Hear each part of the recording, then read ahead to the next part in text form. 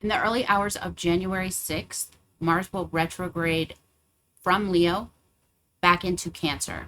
This will likely bring up themes that you have already experienced, especially around surrounding relationships or partnerships that will remind you of something that occurred around November 3rd of 2024. There was major activity around this certain issue in early November.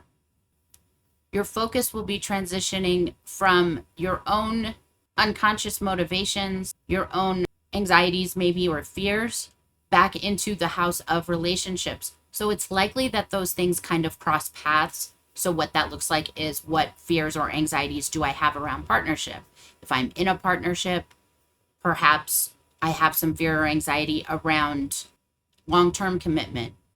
This could also have to do with my partner's finances or the way that my partner handles finances, because it's moving from the 8th house, which rules our partner's finances, and then it's going into the 7th. This is like bringing that issue with it and kind of bringing it home to the partnership. What this retrograde is specifically indicating is that before we tackle any relational issues, we want to look at, what am I bringing to the table that's causing this, or that is contributing to whatever's happening.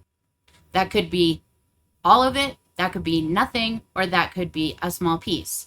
Only you really know what that is, so you need to sit with your own thoughts. Look back on early November, there's probably a clue there. And once you're straight about what you're bringing, that's probably going to allow you to begin a dialogue that's more helpful. So if I come to a conversation with, I have this fear around us losing our home, can you help me with this? Is there any way you can compromise with me on this issue? Maybe there's a place in your budget where you can cut back. Maybe there's some place where you're going to spend a lot of money that you would prefer you didn't. And the reverse can also be true. So maybe there is a purchase that you really do want to make, and you feel that your partner isn't on board with that.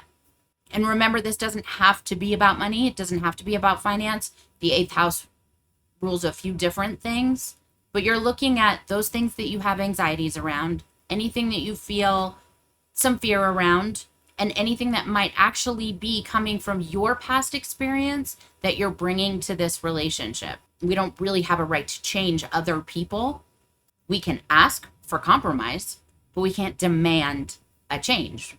We can make it known that this is what I can and cannot tolerate, and then we allow that person to make their choices. So, like we've been talking about, Mars retrograde means think before you respond. Try to avoid reactive behavior. If you're going to have a difficult conversation, definitely make sure that you've thought it through all the way and that you're clear about what you're bringing to the table as far as a conversation. We don't want to fall into any passive-aggressive communication patterns. We don't want to fall into any kind of threatening the relationship behaviors. So again, this Mars retrograde will first affect your 8th house, and then it will move into your 7th house, likely bringing some 8th house stuff with it.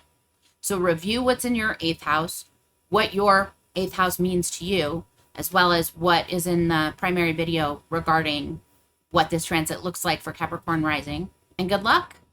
Have good conversations.